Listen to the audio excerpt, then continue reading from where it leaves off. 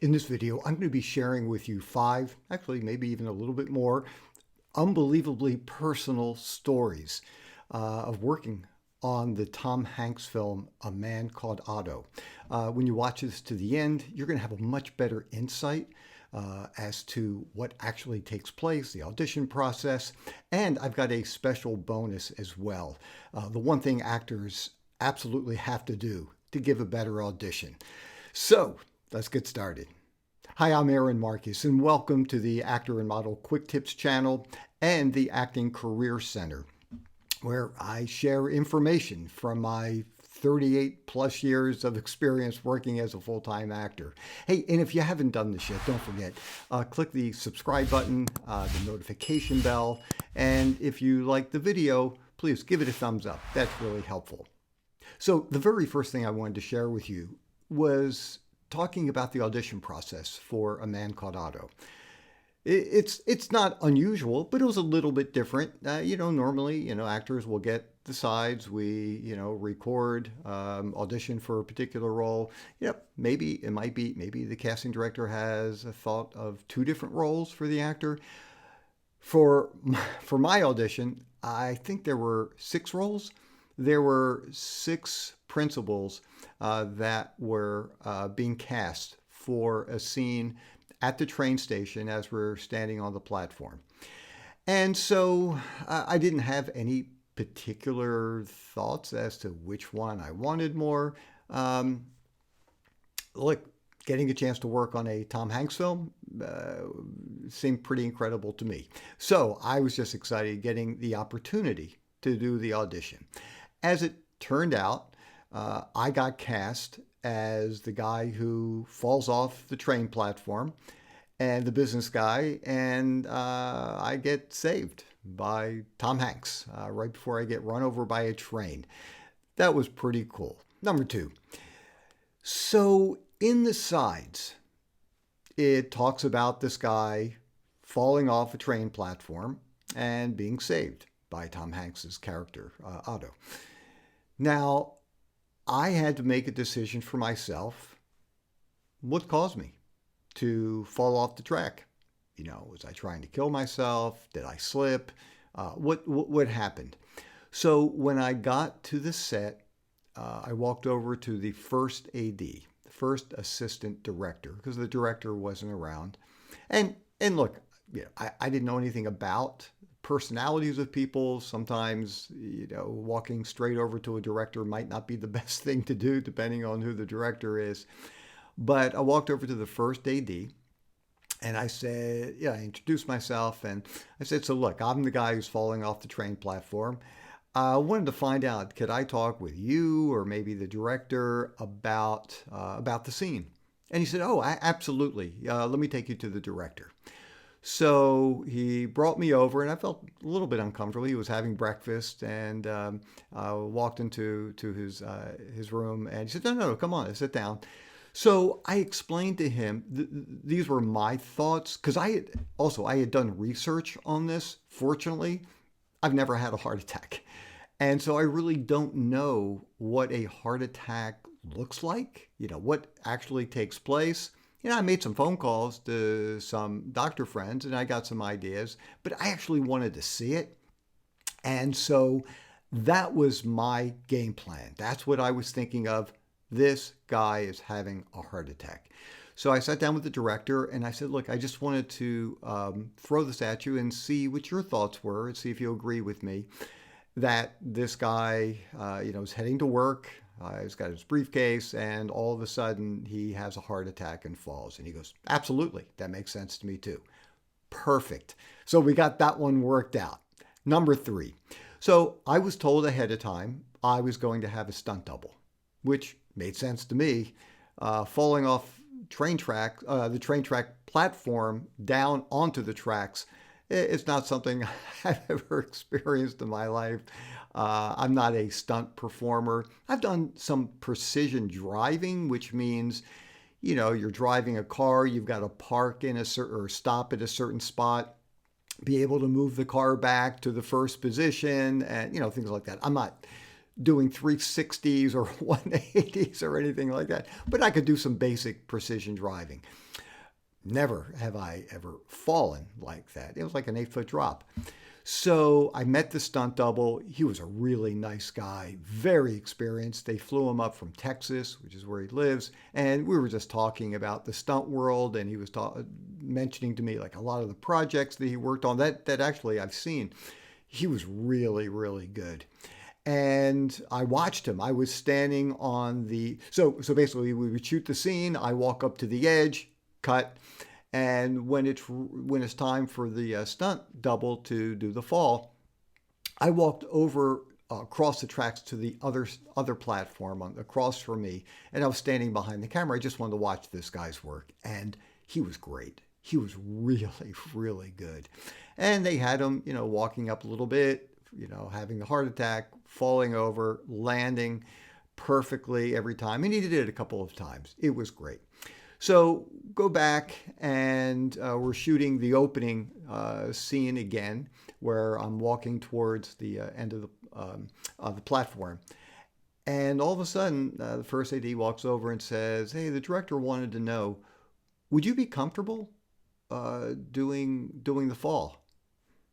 And like I said, I've never done this, but I thought, this sounds like it could be a great experience. And I immediately said, sure, yeah, love to do it.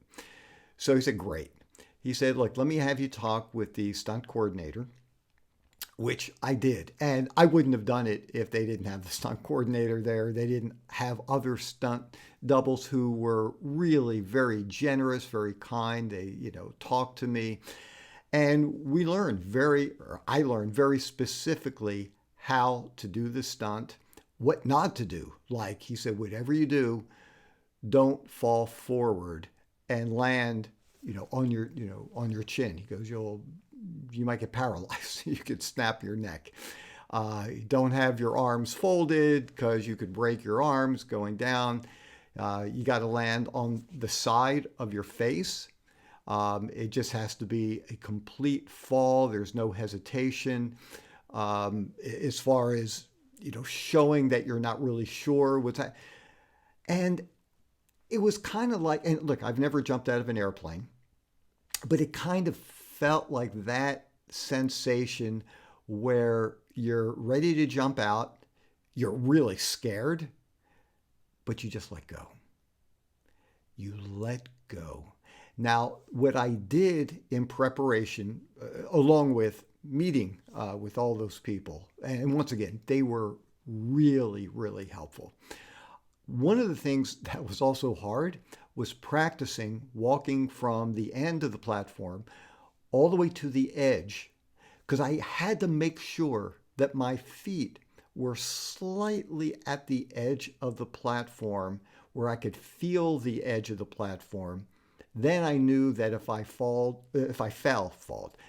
straight over, I would hit the mats. I would hit the pads because you don't want to miss the pads. And there were 3 of the stunt people, including the coordinator, standing by the tracks just in case it looked like I was going to miss the pads. Or if I bounced a little, they were there to catch me so I didn't actually land on the tracks.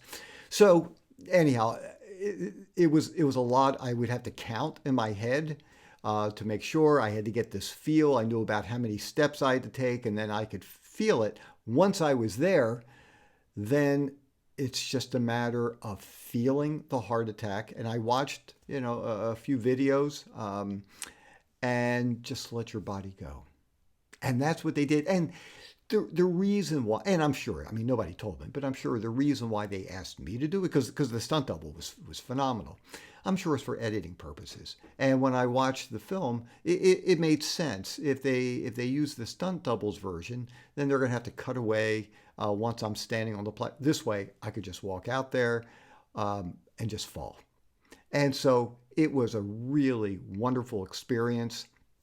I'm glad I only had to do it a couple of times. It's a little scary, falling flat on the side of your face, 8 feet. But it worked out really, really well. My 4th story. Let me just tell you, the atmosphere on the set, at least for the couple of days that I worked, it was just phenomenal. And it starts from the top. It starts from, the stars, the director. People were just really, really kind. And look, I get it when you are a well-known actor and everybody wants autographs and everybody wants to shake your hand and people want to do selfies, which you shouldn't be doing. I get it that sometimes, depending on what's going on in your scene, you might not want to be involved with anybody. I mean, I know, like, if I have a pretty serious scene coming up or there's a lot of dialogue and, um, I like to kind of separate myself from people because I'm trying to concentrate and get prepared. For a couple of these things that we were doing, it really, at least for Tom Hanks, there's like almost no dialogue at all. And like, he's done this a million times. But the fact is, he was just so kind, so generous, so appreciative of what everybody was doing on set. Whether it was the extras, he made sure that he talked with them and thanked them. And there were people in buildings across from us who were waving, and he would, wave back. And so when you have that kind of feeling on the set, you feel like you want to do everything you possibly can. And I can tell you the scene that I was in, here after the fall, now I am lying face first onto steel railroad tracks in the snow. They created snow. It was cold. I'm cold. I'm wet. It's not like I had a bodysuit on or anything. I've got a jacket and a suit on. It's a miserable kind of situation to be in. But it didn't matter because, at least for me, everybody was so phenomenal. I would have done anything. And if it was getting wet, if it was feeling cold, my face was freezing, my legs were all cut up from being pulled up the platform. Fortunately, they had a medic. They cleaned things up really, really quickly. But